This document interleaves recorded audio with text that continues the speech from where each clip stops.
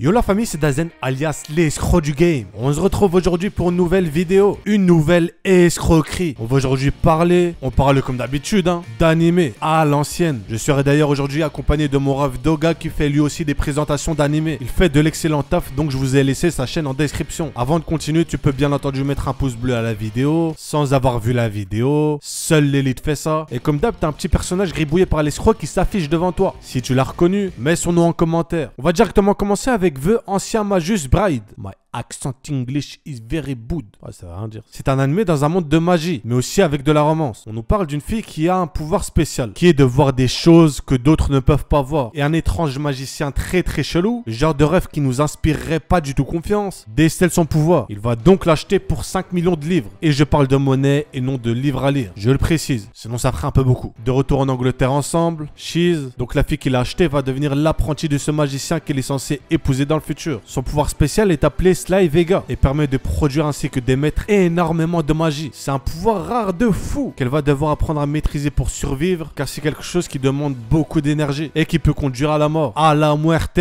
Je pense que vous allez tout d'abord kiffer les personnages, paroles d'escroc, visuellement et surtout au niveau des couleurs, car vous savez que j'aime bien les animés colorés. Bah celui-là est parfait. On est dans un univers assez spécial, on y entre et s'y fout assez facilement. De base je pensais pas aimer au vu du design du magicien, mais on passe assez facilement à côté. Et de toute façon, j'aime bien Mugen no Junin. Là les frères, on est dans de l'animé pur. C'est tout ce qu'on aime dans un animé. Style, animation et flow. Une vraie pépito. On est dans un Japon Air Edo, c'est-à-dire avec des samouraïs et tout ce qui va avec. Et on va suivre Manji, qui a pour titre immortel, qui va devoir tuer 1000 criminels, 1000 racailles méchantes pour racheter ses crimes passés. Il va rencontrer une fille qui a une histoire, tout ça.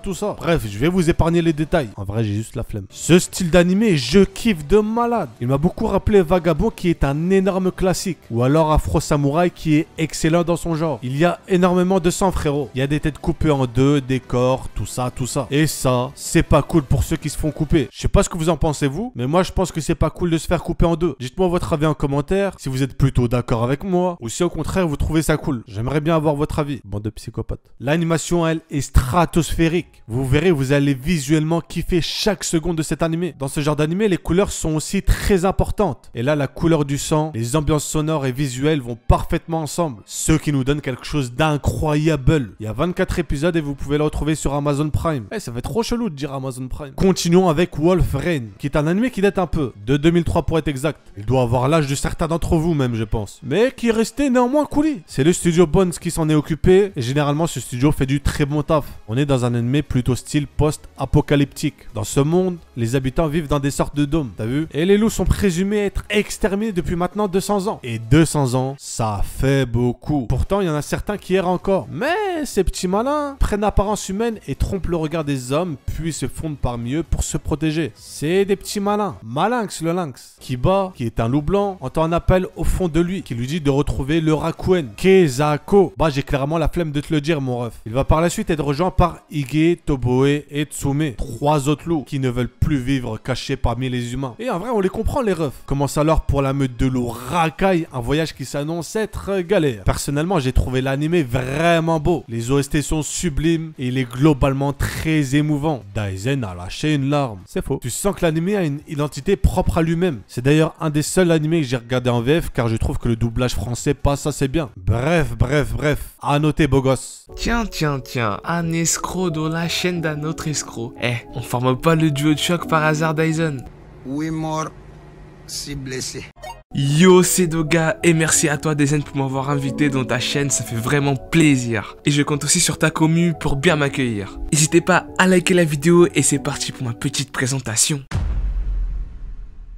Cela fait presque maintenant un mois que Fuwa Miro a disparu. Celui-ci est parti à la recherche du meurtrier de sa sœur, Fuwa, morte un an plus tôt, abandonnant alors son meilleur ami Tagigawa Yoshino. Il y a beaucoup de noms, mais ne vous inquiétez pas, je vais vous donner tous les détails. Au moment même où Yoshino, donc le meilleur ami d'Aika, il se fait attaquer par une surprenante jeune femme nommée Evangeline. Et c'est ainsi que Mairo réapparaît pour le sauver, tout en l'embarquant dans le conflit des mages du clan Kusaribe. Donc déjà, rien qu'avec le synopsis, tu sais qu'il y aura de la magie. Mais attention, car ce n'est pas n'importe quel clan. Ce clan vénère régénérant l'arbre des origines, veut ressusciter l'arbre de la destruction. Et c'est avec l'aide de la princesse du clan Akaze, isolée sur une île déserte, qu'ils se battent pour sauver le monde, sachant que le véritable but de Mahiro est la vengeance. Mais alors, qu'en est-il de celui de Yoshihino? Alors les gars, on a ici un animé de 24 épisodes de 25 minutes qui est sorti en 2012. Il a pour genre action, aventure, fantastique. Et c'est un animé tellement lourd les gars que je l'ai one shot en une soirée. Ici vous allez tout retrouver, une excellente animation, une excellente narration. Surtout ce qui m'a hypé, c'est les combats super stylés et stratégiques les gars. Souvenez-vous, dans le synopsis je vous avais dit que ça parlait de magie, mais ici on est plus dans la magie mature. Il n'y aura pas de dragon, etc. Ça va être juste des attaques simples et pas trop abusées. Franchement les gars, celui-ci je vous conseille les yeux fermés et dites en commentaire pour ceux qui l'ont vu. Je compte sur vous pour aller rassurer ceux qui vont le regarder.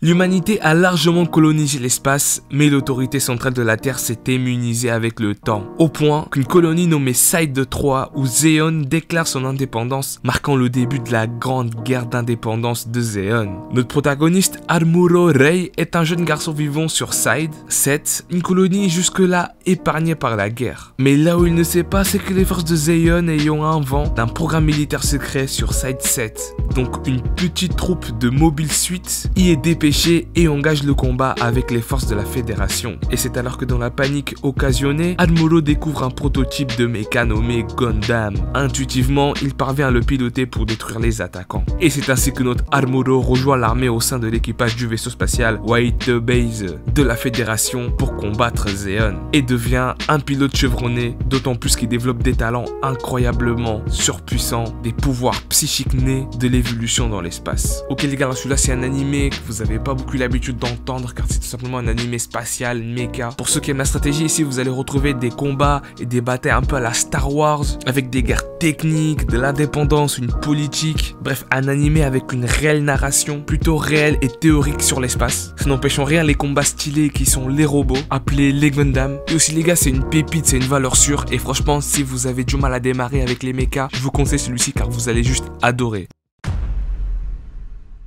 Sisti, une jeune magicienne intègre une académie de magie reconnue pour aiguiser ses compétences et résoudre le mystère du château dans le ciel. Alors que son professeur préféré part en retraite, ce dernier est remplacé par Glenn, un paresseux qui ne possède aucune compétence pour enseigner. Elle se pose alors une question, comment se fait-il que ce mec-là est le mage le plus surpuissant de toute l'école? J'avais déjà présenté cet animé, mais malheureusement ma vidéo s'est faite strike, donc supprimée, et c'est pour ça que je vous le remets. Pour moi, c'est l'un des meilleurs animes de école magie qui existe. Vous allez trouver des beaux combats, une bonne histoire, un perso pas trop chiant, et en plus c'est assez charismatique car ici on suit la vision d'un professeur et non d'un élève et ça change toute la donne. Bref, je vous le conseille. Voilà pour moi les gars, merci beaucoup à Dyson pour m'avoir invité. N'oubliez pas, on est 2 escrocs du game, prenez soin de vous et de votre famille et moi je vous laisse avec Dyson, sayonara. On arrive donc comme à chaque fin de vidéo, à la fin de la vidéo. Si t'as kiffé, pouce bleu, c'est un ordre. Si c'est pas le cas, pouce bleu quand même, c'est un ordre aussi. N'oublie bien évidemment pas de me dire si t'as reconnu ce personnage, si tu prends des sushis sauce sucrée ou sauce salée. Propose-moi toi aussi des animés, petit dracaille, je sais que t'en as. Garde pas tout pour toi frérot, partage. Et n'oublie surtout pas, Dazen est un escroc. C'était Dazen, sur ce, je vous dis à la prochaine.